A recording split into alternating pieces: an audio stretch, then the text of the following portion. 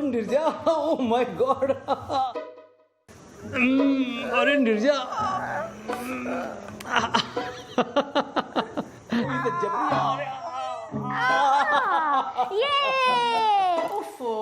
जबरी आई छोकरी तू। बेटा निर्जा, नाश्तो तैयार आहे, तू ऐं पप्पा खाई वठो। पोइ खाईंदासीं मम्मी। मूंखे त ॾाढी बुख लगी आहे। नाश्तो वास्तो पोइ, पहिरीं मुंहिंजी ॻाल्हि ॿुधो। चङो बेटा, ॿुधाए। मम्मी हेॾां अच। बेटा मूंखे किचन में थोड़ो कम आहे। किचन विचन पोइ, पहिरीं ॿाहिरि अच।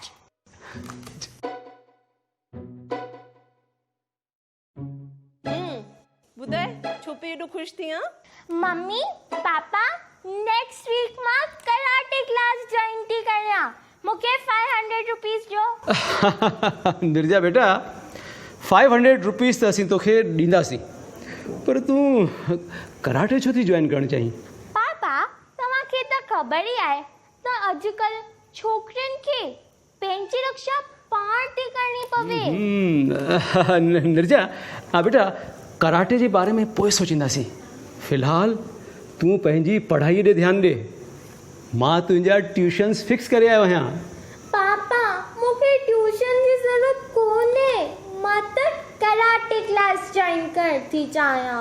बेटा तुंहिंजो पापा सही था चवनि, तू पढ़ाई में ध्यानु ॾे, किचन में मदद कर।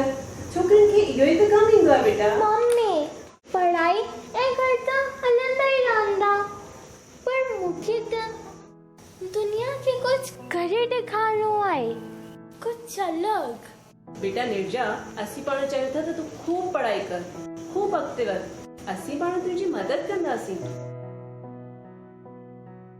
मूंखे जेको करिणो आहे उन लाइ मना करे तव्हां मुंहिंजी मदद करे रहिया। निर्जा बेटा, तूं ॻाल्हि सम्झ। असीं जेको बि कंदासीं तुंहिंजे भले लाइ कंदासीं न। बेटा ॿारनि खे घुर्जे त माउ पीउ जी आज्ञा जो पालन कनि। सुठनि ॿारनि जो फर्ज़ आहे बेटा। ए माउ पीउ जो फर्ज़ छा आहे? मूं पढ़ियो आहे मम्मा, उन्हनि ॿारनि खे वॾो थी करे पंहिंजो ऐं पंहिंजे देश जो नालो कढियो आहे। उन्हनि ॿारनि खे पंहिंजे पेरेंट्स जो सपोर्ट मिलियो, तॾहिं त हू कुझु करे सघिया। यू आर राइट बेटा, you are right, you are 100% right. पर तूं छोकरी थी करे वक्त हाणे बदलियो आहे पापा। किरण बेदी, कल्पना चावला, मैरी कॉम, सिंधी डॉक्टर इंदिरा हिंदुजा छा करे सघिया आहिनि, तव्हांखे त ख़बर ई हूंदी। पर बेटा तूं अञा नंढी आहीं, अॻिते हली तुंहिंजे लाइ छा सही आहे छा ग़लति उनजो फ़ैसिलो तूं न करे सघंदी बेटा। छो फ़ैसिलो न करे सघंदसि?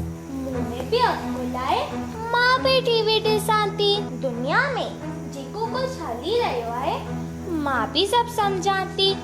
मुंहिंजी हिकु फ्रेंड खे एक्टिंग सिखणी हुई, उनजा मम्मी पापा चवनि था स्टिचिंग क्लास ज्वाइन कर।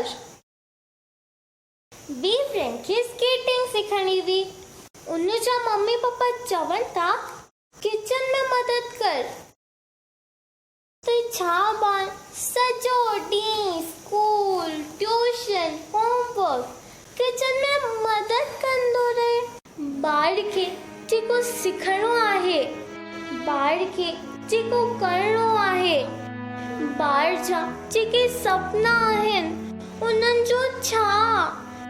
छो ही पेरेंट्स, छो ही एल्डर्स ॿारनि खे पंहिंजो जीवन पंहिंजी तरीक़े सां नथा जीअण